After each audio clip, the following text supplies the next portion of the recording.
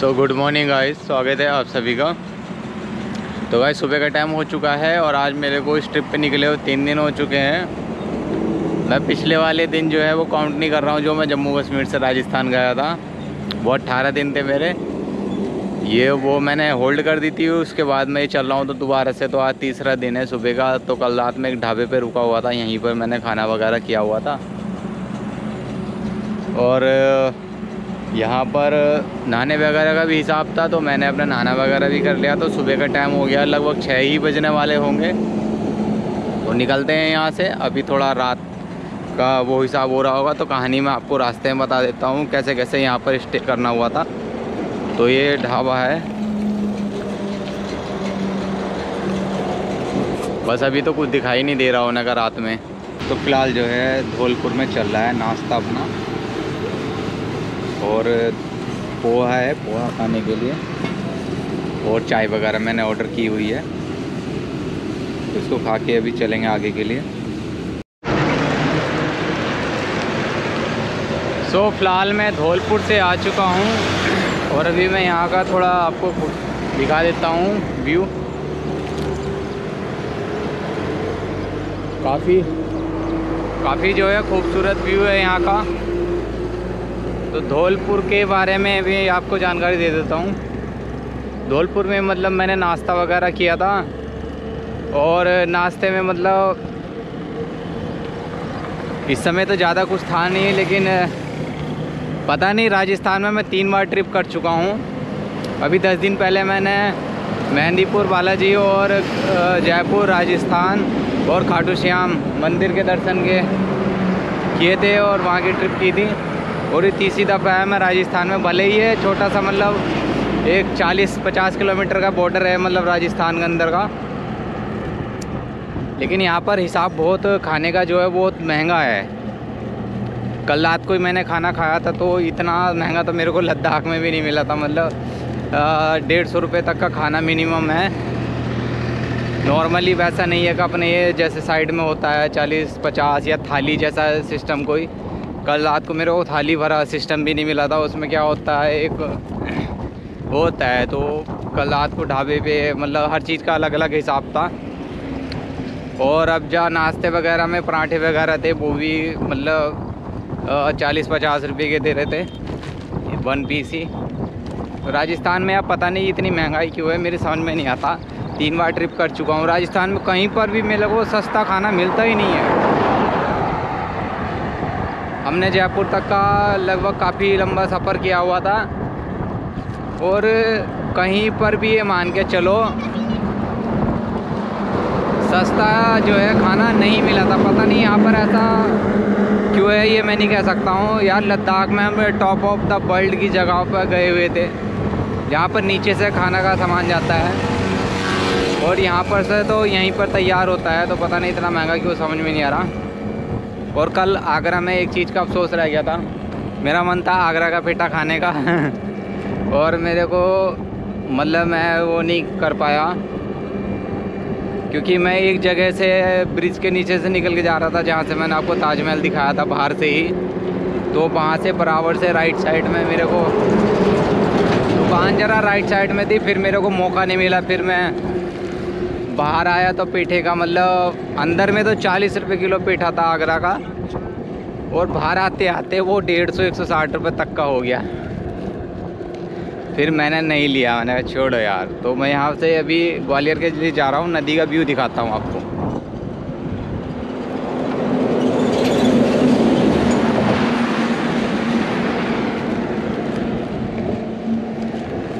धौलपुर में जो गांव या शहर जो भी है वो अंदर को था, हाईवे पे, ऑन हाईवे पे ज़्यादा कुछ नहीं था, इसलिए ज़्यादा कुछ दिखा नहीं पाया मैं।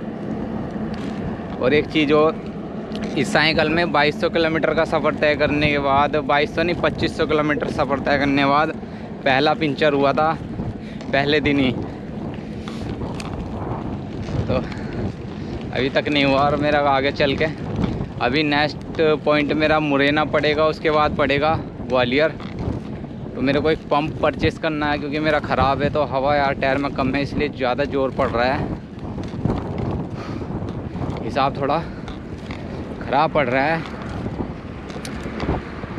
तो चलते हैं। अभी मुरैना के लिए लगभग 24 किलोमीटर का सफ़र है और खाना जो है वहीं पे करेंगे, क्योंकि जगह तो मेरे को ऐसी लग रही है, मतलब हाईवे लग रहा है ज़्यादा, साइडों में कुछ देखने के लिए तो नहीं मिल रहा कुछ भी। और फिलहाल ब्रिज से क्रॉस कर रहा हूँ मैं। ये चलते हैं फटाफट और आज मैं आपको दिखाता हूँ ग्वालियर का, और बने रहो इसी तरह से वीडियो में। और कल रात की मैं कहानी और बताता हूँ आपको। कल ढाबे पे ऐसा हुआ था, मैं रास्ते से जा रहा था, लेट हो गया था। धौलपुर तक तो मैं वैसे कोशिश कर रहा था आने की, लेकिन मैं कोशिश, अब मेरे को अनुभव हो गया है कि शहर में जाकर ना स्टे जो है बहुत कमी से मिलेगा, तो शहर में जाना अच्छा नहीं रहता। इसलिए मैं बार ही लेट हो गया था, लगभग 15-17 किलोमीटर दूर रह गया था धौलपुर भी। और 12 घंटे का इस समय दिन हो रहा है, लगभग 7 बजे ऐसा लगता है जैसे रात के 8-9 बज गए हों, और रात काफ़ी हो जाती है। तो फिर मैं खाने के लिए एक ढाबे पे गया, खाना वगैरह पता करा। फिर मैं आगे पानी पीने गया एक पेट्रोल पंप पे, और वहाँ पर पानी पीकर बैठ गया अपना, और कुछ सेब वगैरह मैंने लिए थे तो वो मैं खाने लगा। और लगभग 10-15 मिनट का मैंने रेस्ट किया। तो वहाँ पर जो काम करते हैं कर्मचारी वगैरह, वो आके मेरे से मालूम करने लगे कैसे कैसे आप वहाँ पर यात्रा कर रहे हो। मैंने उनसे मालूम करा था, फिर मैंने कोई स्टे करने की जगह है नहीं है, कोई मंदिर जैसा वगैरह। उन्होंने बताया कि आप ढाबे पे भी रुक जाओ, यहाँ पर कोई दिक्कत थोड़ा ना है, ये मना नहीं करेंगे। फिर बातों बातों में वो कहने लगे कि आप चाहे तो मैं यहीं पे पेट्रोल पंप पे रुक जाओ, पूरी रात खुलेगा, कोई दिक्कत नहीं है। तो मैंने कहा ठीक है। फिर मैंने कहा मैं खाना खा के आ जाता हूँ। फिर मैं 2-3 होटलों पे और गया, घूम फिर के फिर पीछे आया। फिर मेरे को एक होटल पे, मतलब जगह थोड़ी सेफ़ लगी थी, अलग प्राइवेट जैसी, मतलब एक उनकी दुकान बनी हुई थी और वो खाली थी। तो वहीं पर उन्होंने मेरे को चारपाई वगैरह दी थी, बोला था आप कोई नहीं, आप खाना खा लो, सुबह चले जाना। अब चारपाई वगैरह भी उन्होंने मुझे दे दी थी ले सोने वगैरह के लिए। और मैंने अपना साइकिल वगैरह खड़ी करके आराम से सो के मैं अपना दिन में निकला। और नहाना वगैरह ही मैंने वहीं पे किया हुआ था, कुछ कपड़े वगैरह थे मैंने वहीं पर धो लिए थे, क्योंकि जो ट्रक वाले होते हैं ना रात में स्टे करते हैं ना, तो इसलिए होटल पे ये सुविधा रहती है, ढाबे वगैरह पर सुविधा रहती है ऑन हाईवे ही। तो बस रात की कहानी भी ये थी। तो अभी निकलते हैं फटाफट, सांस थोड़ा सा उखड़ रहा है। फ़िलहाल मैं मुरैना के लिए जा रहा था। तो मुरैना जो है वो मध्य प्रदेश में लग जाता है, पता नहीं था मेरे को रास्ते में, मतलब मैंने ध्यान नहीं दिया था। तो राजस्थान क्रॉस हो गया है और ये मध्य प्रदेश लग गया है। तो बीच में बुद्धा टेम्पल था, तो मैं अपना साइकिल को वहाँ बीच में ही खड़ी करके रोड पे, और सोचा दर्शन कर लेते हैं। यहाँ पर देख सकते हैं ज्ञान जी।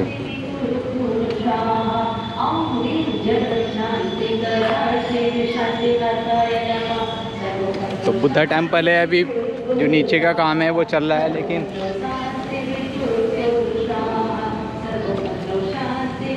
ऊपर फ़िलहाल मैं नहीं जा रहा हूँ घूमने के लिए।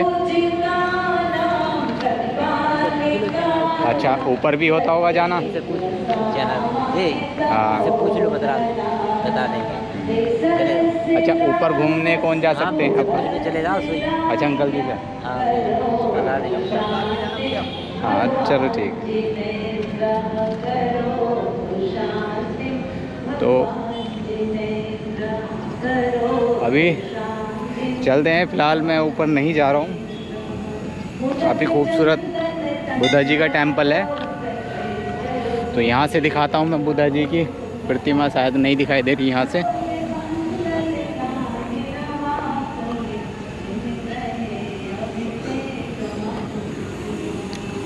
तो चलते हैं, क्योंकि यार साइकिल खड़ी है बीच रास्ते में, इसलिए मैं नहीं रुक रहा हूँ। तो यहाँ से बुद्धा जी की जो प्रतिमा है ऊपर दिखाई दे रही है।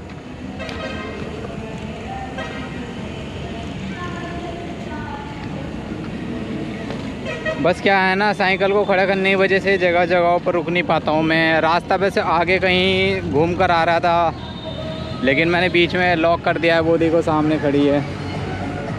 हाईवे के बीच में जो पेड़ पौधे होते हैं उसके बीच में पाइप लगे हुए थे, निकलने का भी रास्ता नहीं था, तो पाइप में लॉक करके आ गया था मैं। तो रोड के इस साइड से चल रहा था और ये मैंने यहाँ पर इसको लॉक किया हुआ है। आगे से रास्ता घूम रहा था। तो फ़िलहाल मैं मुरैना में आ चुका हूँ और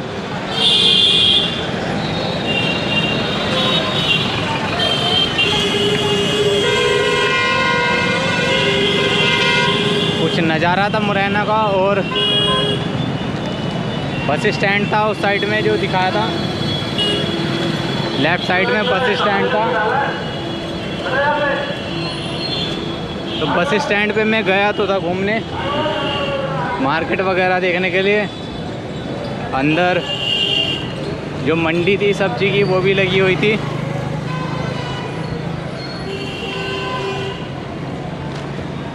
तो बस यही मुरैना का नज़ारा था। और बाकी अंदर को शहर था, क्योंकि मैं ऑन हाईवे ही चल रहा हूँ। ऊपर वाले रास्ते से मैं गया नहीं था, ब्रिज वाले से, नीचे वाले से ही आ गया था।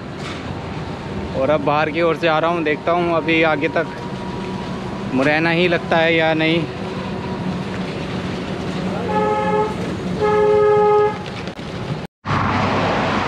तो फ़िलहाल थोड़ा रुके थे आधे रास्ते में रेस्ट करने के लिए। 11 बजे का टाइम हो गया है। ग्वालियर यहाँ से 28 किलोमीटर 26 किलोमीटर दूर रह गया है।